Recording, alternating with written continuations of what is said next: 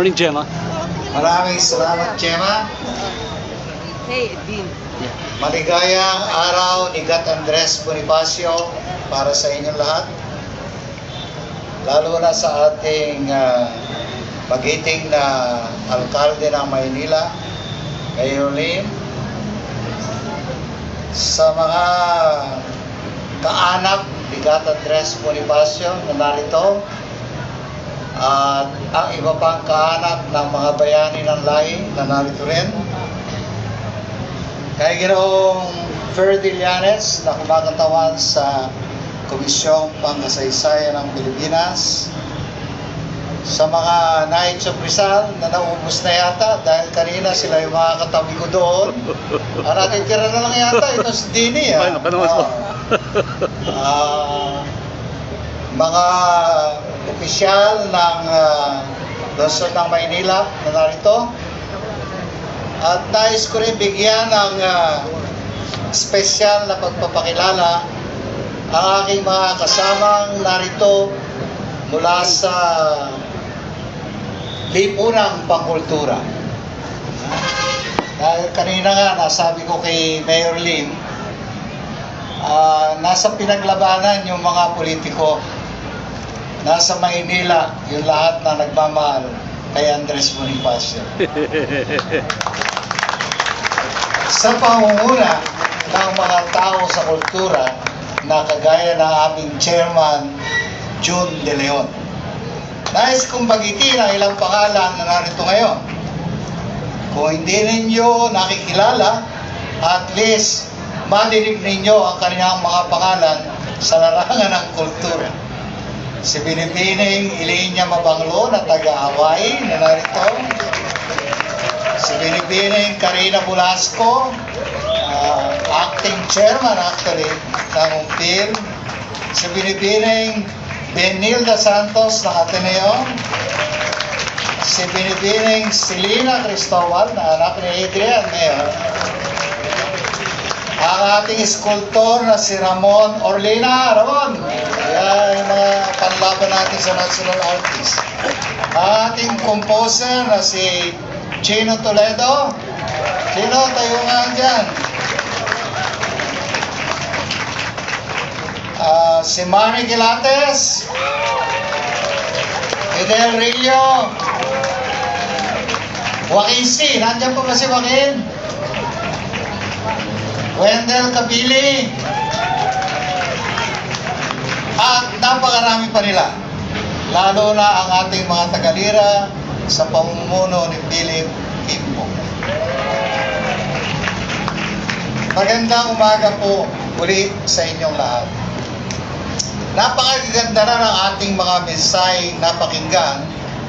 Kaya hindi ko malaman kung nakahanda pa kayo sa isang mas pangit na mensahe. Ngunit tatanungin ko kayo.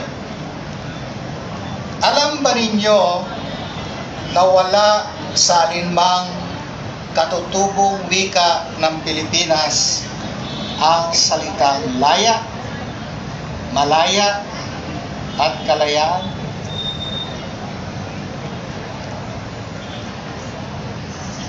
May laya, malumay ang mga Ilocano.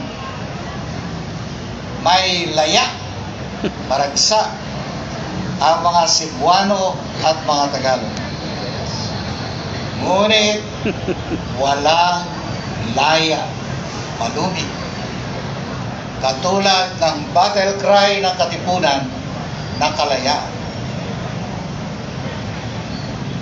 Kung ganoon, saan kaya napulot ni na Bonifacio at Jacinto ang salitang kalayaan? Inimbento ba nila ito? At bakit mabilis na naisa puso ito ng taong bayan upang kaagad silang lumahok sa himagsikang 1896? Ginagaya ko lang si Mayor. 1896 ang aking sinasabi. Ngunit kanina ko pa sa narinig ng 1896. Kung tutusin, hindi naman kailangang imbentohin nila Bonifacio ang salitang kalayaan. Sikat na rin noon ang salitang Espanyol na libertad. At yun ang ibig sabihin ng kalayaan. At isa itong sikat na kalye sa Maynila noong pa. Libertad ang bukang bibig ni Rizal, Plaridel at mga kasapi ng La Solidaridad. Salin ang libertad ng Liberté sa Pranses. At isa sa mga slogan ng Revolusyong Pranses. Sa Ingles, ang kanilang slogan ay Liberty, Equality, Fraternity. Sinasabi ng ating mga historiador kung ganoon na ang konsepto ng libertad at kaisipang liberal na ikinalat ng La Solidaridad ay malinaw na galing sa mga pilosopong Pranses na gaya nila Voltaire at Rousseau na siya naging inspirasyon ng Revolusyong Pranses. Ngunit, ang masama, sinasabi rin ng ating mga historiador na ang kaisipang napulot nila Rizal sa Revolusyong Pranses ay siya rin ginamit na kaisipan ni Bonifacio at Jacinto para sa imagsikang 1896. Ulitin ko, kung tunay na napulot lamang nila Jacinto at Bonifacio ang kaisipang liberal ng Revolusyong Pranses mula kina Rizal, bakit kinakailangan pa nilang gamitin ang salitang kalayaan? Bakit hindi na lamang nila ginamit ang salitang libertad? Ang sagot ko ngayon, dahil may iba at dagdag na kahulugan ang kalayaan para kina Bonifacio na wala sa libertad nila Rizal. Ang Revolusyong Pranses, katulad ng kilusang propaganda ng mga Pilipino, ay isang pagkilos para sa pantay na mga karapatan o derechos. Yung sinasabi ni John de Leon kanina na katarungan. Ibig na mga Borges sa Pransya na magkaroon ng kapantay na karapatang tinatamasa ng nobility, ng mga maharlika, ng mga opisyal ng gobyernong Pranses at ng simbahan. Sa gayon ding paraan, nais ng ating mga propagandista na magkaroon ng mga karapatang kabantay ng mga mamamayang Espanyol. Ngunit hindi yon ang mithi ng katipunan.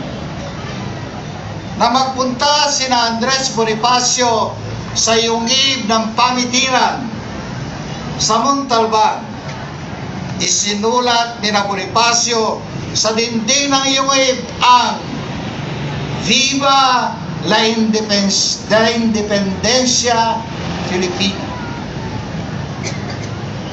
Hindi karapatan lamang ang nais nila Andres Bonifacio. Ang higit na nais nila ay independensya, ang ganap na pagsasarili at pagpapatalsik sa kolonyalismong Espanyol. Kaya hindi nila magagamit ang libertad. Higit nilang kailangan ang isang katutubong salita para kumatawan sa kanilang mithiin. At kaya, ginamit nila ang kalayaan.